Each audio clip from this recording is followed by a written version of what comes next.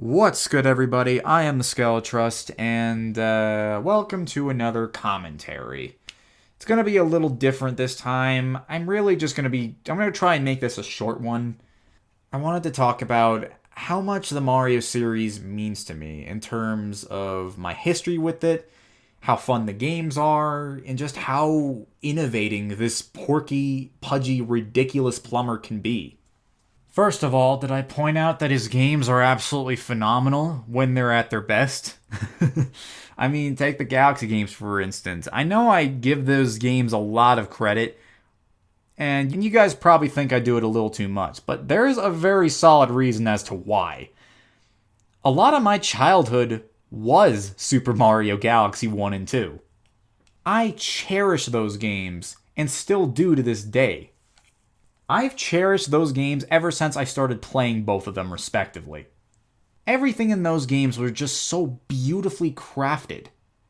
They are no short of masterpieces in my opinion. The soundtrack is phenomenal, the graphics are phenomenal for Wii standards, the gameplay was phenomenal. Just what wasn't there to like about the Galaxy games? I just love them so much. In fact, I probably wouldn't have even played video games at all today if it weren't for Super Mario Galaxy 1.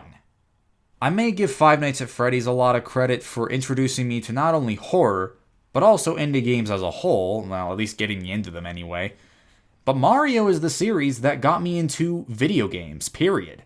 I wouldn't be playing Five Nights at Freddy's, I wouldn't be playing Undertale, I wouldn't be playing any Steam games, none of those. I'd probably be reading books.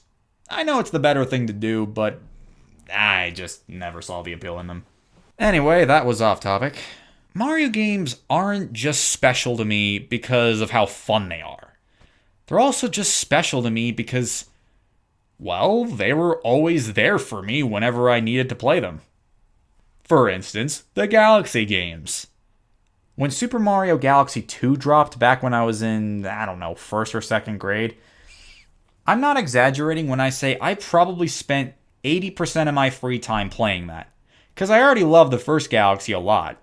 And Galaxy 2 is pretty much equally as good, if you really think about it.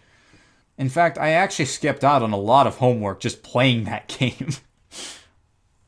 But anyway, that's not really the only reason I played Galaxy 2, just for the sake of freaking playing it because it's a Galaxy game. I also played it because, well, it was just sort of my escape. To clarify, you see, I didn't really have the best elementary school years growing up. I was definitely not one of those ordinary kids. I was getting picked on actually far more than I was making friends. And the majority of that was getting hate by liking Mario. That's not something you hear every day, is it? Probably not to a lot of other people, but to me, Mario hate is freaking universal from where I come from. Now, not many people even really talk about it anymore, so whenever somebody brings it up, they're just kind of like, whatever.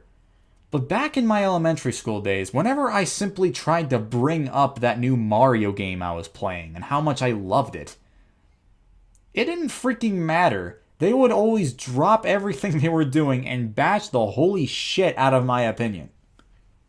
And guess what 50% of those people were? Actually, probably more than 50% now that I think about it. Call of Duty fans. Who else could it have possibly been? I mean, everybody was talking about Call of Duty back then. Everybody was praising it as if it was like freaking Leonardo da Vinci's work in video games.